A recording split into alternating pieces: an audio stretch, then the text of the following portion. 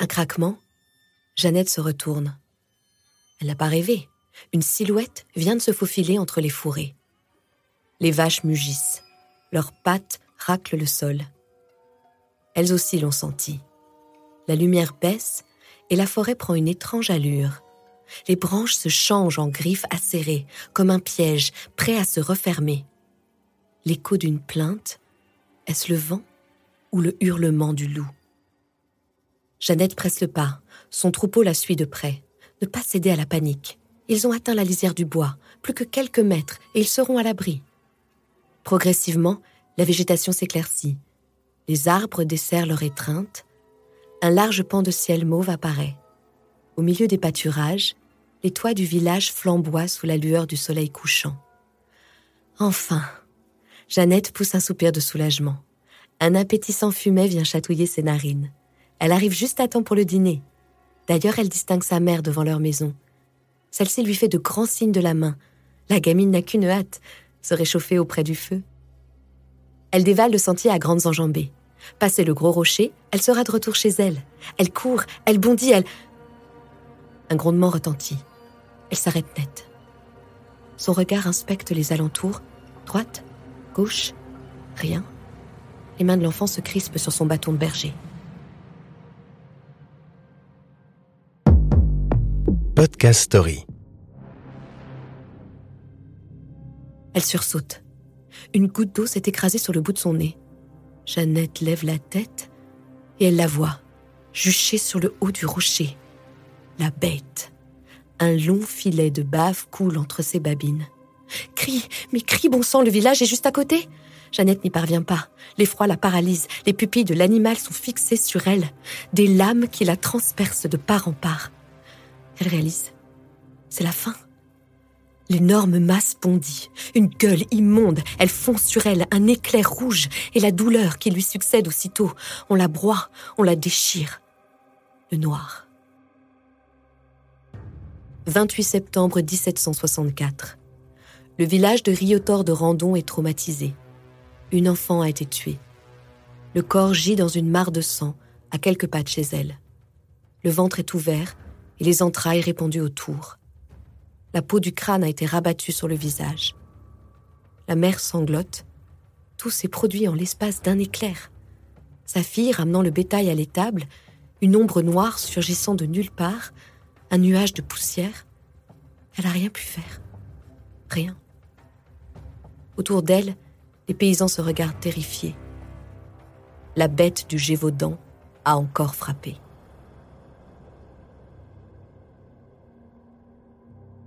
De 1764 à 1767, la bête du Gévaudan sème la terreur.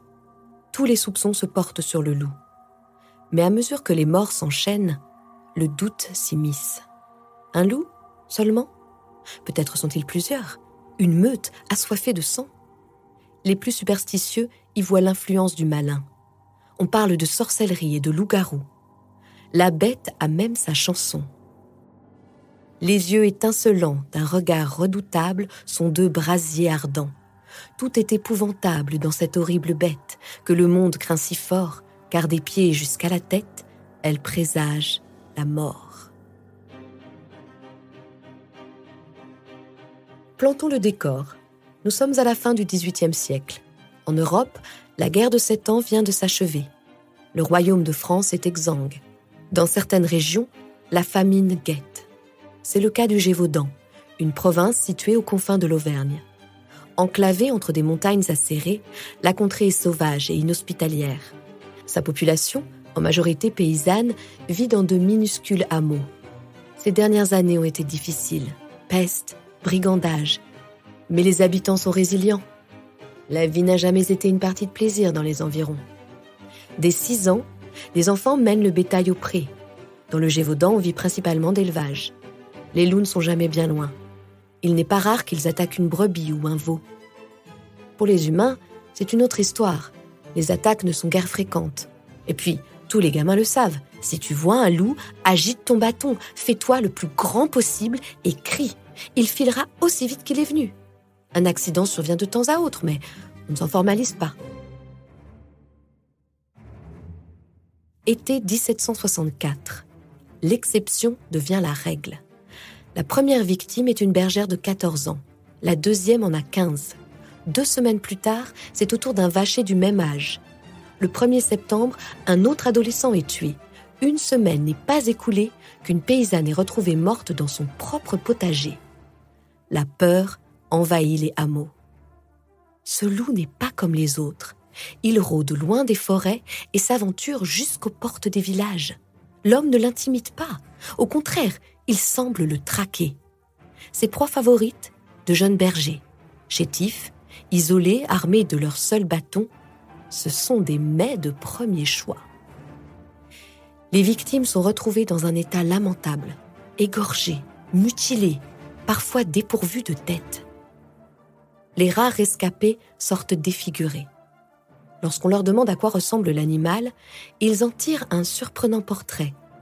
Plus grand qu'un loup, les flancs constellés de taches rougeâtres, un énorme gosier, une ligne noire le long de son échine, une large tache blanche sous son poitrail. C'est une chimère droit sortie des flammes de l'enfer. Les paysans vivent maintenant dans la peur. On s'enferme à double tour, les marchés sont désertés. À défaut d'explications rationnelles, on se tourne vers Dieu. Dans des églises pleines à craquer, les prêtres implorent la protection du Tout-Puissant. Cette bête est le châtiment de Dieu. Prions et repentons-nous. La presse se jette sur l'affaire. Depuis la fin de la guerre, les chroniqueurs n'ont plus grand-chose à se mettre sous la dent. L'histoire tombe à pic. Un loup terrifiant, des enfants dévorés, quoi de plus excitant? L'événement prend un retentissement international. La Hollande, l'Allemagne, l'Angleterre, l'Espagne, chaque gazette y va de son article. La bête tient en haleine l'Europe tout entière. Au grand problème, les grands moyens. En septembre, le gouverneur de la région lève une armée d'une centaine d'hommes. La campagne est ratissée de long en large. Les paysans participent aux battues. À titre exceptionnel, on leur permet de s'armer de fusils. Une belle prime est promise à quiconque abattra le monstre. Le Gévaudan se change en gigantesque terrain de chasse. On dénombre 10 000 participants, un record. Les battues s'enchaînent. Les meilleurs chasseurs accourent des 4 coins du pays. L'un d'entre eux s'attribue le titre de meilleur louvetier de France. Il revendique 1200 loups à son palmarès. Ses concurrents rivalisent de dextérité et de vaillance, de ruse aussi. On creuse des fosses, on glisse du poison dans des cadavres de brebis. Des hommes vont jusqu'à porter des jupons pour appâter l'animal. Quoi de plus tentant qu'une demoiselle sans défense? La bête déjoue tous leurs plans. Elle esquive les pièges et dédaigne les animaux empoisonnés. Un jour, on la repère dans tel endroit, le lendemain, elle réapparaît 20 km plus loin. La vitesse à laquelle elle se déplace frôle le surnaturel, comme si elle anticipait les projets de ses poursuivants. Autre bizarrerie, elle serait immunisée contre les balles, elle semble rebondir sur sa peau. Plus déroutant, si une balle parvient à la blesser, la créature guérit miraculeusement le jour d'après. Enfin, c'est ce que prétendent les tireurs désappointés. L'hiver arrive. L'infatigable bête poursuit son massacre. Depuis juin, on dénombre une 30aine de morts. Malgré l'épouvante, les enfants continuent de mener les bêtes au champ. Ils n'ont pas le choix. De l'élevage dépend la survie de la communauté.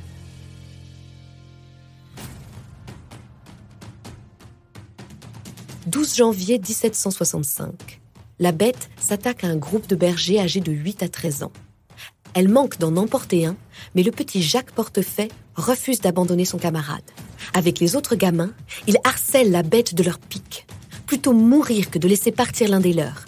Leur endurance est telle que le prédateur finit par lâcher sa victime. 2 blessés parmi les enfants, mais le groupe est vivant. Un miracle. Autre survivante, en mars 1765, la paysanne Jeanne Jouve se bat comme un beau diable pour protéger ses 3 enfants. Avec la force du désespoir, elle se jette sur le monstre, le prend entre ses bras, tente de l'étouffer, le roue de coups de poing. En dépit de son courage, la bête saisit l'un des 3 petits. Une vie est perdue, mais l'exploit de Jeanne est sur toutes les lèvres. Maigre victoire. Au printemps, l'hécatombe reprend. En un seul jour, 4 bergères sont attaquées. 2 d'entre elles succombent.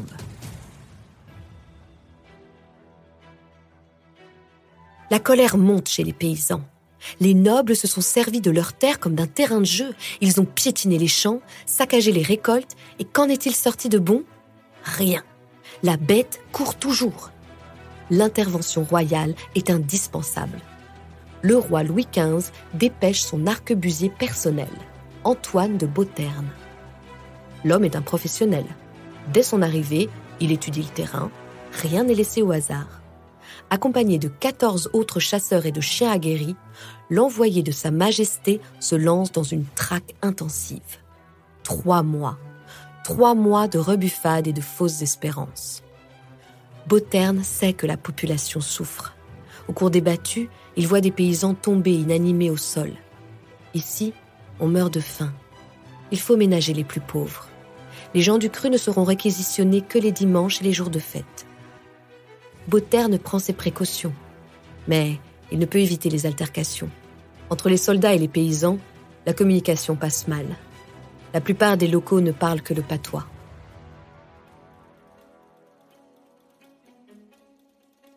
Un dénommé Jean Chastel provoque un beau grabuge. Cet ancien tenancier, travailleur journalier à ses heures, a mis en joue les hommes de Beauterne. La raison ? L'histoire est confuse, les fils de Chastel se seraient moqués des soldats. Beauterne se méfie. Si Chastel a eu l'outrecuidance de s'attaquer aux émissaires du roi, il peut être capable du pire. Par précaution, il est mis au fer. Beauterne ne le libérera que lorsqu'il en aura fini avec sa mission. L'été s'écoule rapidement. Beauterne ne peut envisager de passer l'hiver dans cette province reculée. Le temps presse et l'honneur royal est en jeu. Il faut mener cette mission à bien. Le roi veut avoir la bête, eh bien il l'aura. Le chasseur du roi réfléchit. Il comprend que les battues ne mèneront à rien.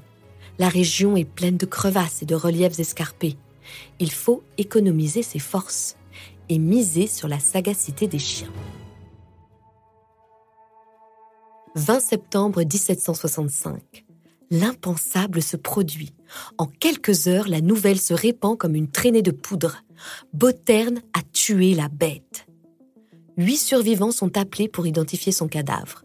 Tous le confirment, il s'agit bien d'elle. La liesse s'empare du Gévaudan. 1er octobre 1765. Versailles est en ébullition. Dames et gentilshommes se pressent pour admirer la prise de Beauterne. On l'a empaillée, bichonnée, on se bouscule pour admirer le trophée. Un murmure de déception parcourt l'assistance. Ce n'est qu'un gros loup, tout au plus 60 kilos, bien loin de la créature apocalyptique vantée par les journaux. Des commentaires plus désobligeants circulent sous éventail. Lorsqu'on a ouvert la panse de l'animal, pas un seul débris humain n'en est sorti. Les courtisans au beau jasé, Beauterne a tenu parole. Depuis un mois, aucune attaque n'a été signalée. Morte ? Au Gévaudan, tout le monde veut y croire. L'automne se passe sans encombre, puis vient l'hiver. Dès les premiers frimas, l'horreur reprend. La bête est bien vivante et elle massacre à tout va. Les paysans sont accablés. On implore l'aide du monarque. Mais cette fois, le roi fait la sourde oreille. La cour n'est plus qu'indifférence. La bête, c'est déjà de l'histoire ancienne. Des gueux déchiquetés par des loups, on en voit tous les jours. Le Gévaudan est livré à lui-même.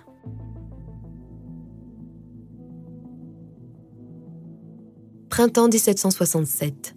Les attaques se multiplient. Marie, 11 ans. Marie-Anne, âgée de 9 ans. Jeanne Paulet, 15 ans. Étienne Loubat, 9 ans. La liste s'allonge. Jusqu'où ira le massacre ?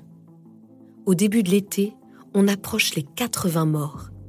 De nouvelles battues sont levées. Parmi les chasseurs, un rude gaillard, du nom de Jean Chastel. Tiens, celui-là même qui a été mis au fer par Beauterne.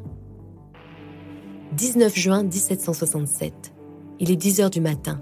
Nous sommes à la lisière du bois de la Thénasière. Jean Chastel se tient à l'écart du reste du groupe. Dans une main, il tient son fusil chargé de 2 balles bénites. Dans l'autre, un missel. Le paysan patiente. Il feuillette son livre, marmonne ses prières, quand soudain, une ombre surgit entre les arbres. C'est elle. Chastel referme son livre et le glisse dans sa poche. La bête ne fait pas un mouvement. Il épaule son fusil, vise et tire. La bête s'écroule. Chastel grogne entre ses dents. « Bête, tu ne tueras plus. » L'animal est transporté au château le plus proche. On le retourne dans tous les sens. On l'examine. Force est de reconnaître, il ne ressemble à rien de connu. Le poil roux traversé de bandes noires, d'énormes griffes, une tête monstrueuse. On amène 28 rescapés auprès de la dépouille. On leur demande « La reconnaissez-vous » La réponse est unanime. Oui, c'est elle. Les jours passent, viennent les semaines, puis les mois. Plus aucune mort violente ne frappe le Gévaudan. Jean Chastel a bien tué la bête. Il n'est pas acclamé en héros pour autant. Une inquiétante aura entoure le bonhomme. On le surnomme le fils de la sorcière. Des villageois chuchotent « Si la bête s'est arrêtée, c'est parce qu'elle a reconnu son maître. » D'autres relèvent une troublante coïncidence. La bête n'a tué personne durant le séjour de Chastel en prison. Qu'importe. Le monstre est mort et enterré.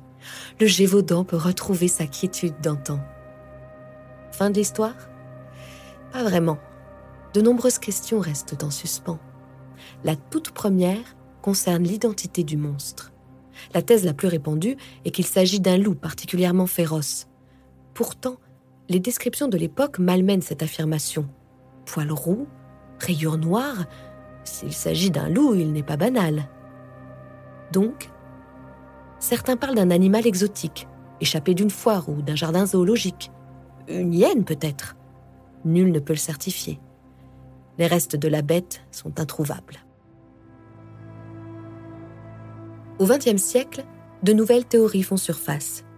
Derrière la bête se cacherait un être humain, un sadique, un tueur en série.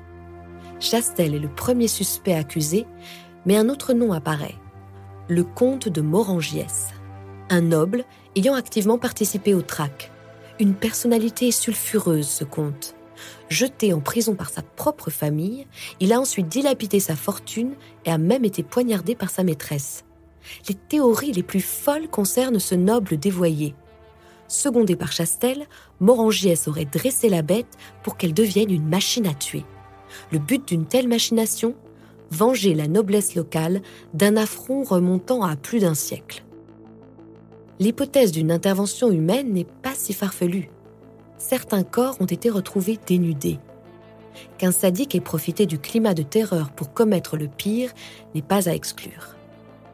Autre possibilité, l'hybridation. Dans le Gévaudan du XVIIIe siècle, il arrive que les chasseurs enlèvent des louveteaux pour les croiser avec leurs chiens. On peut imaginer qu'un spécimen se soit échappé, voire plusieurs.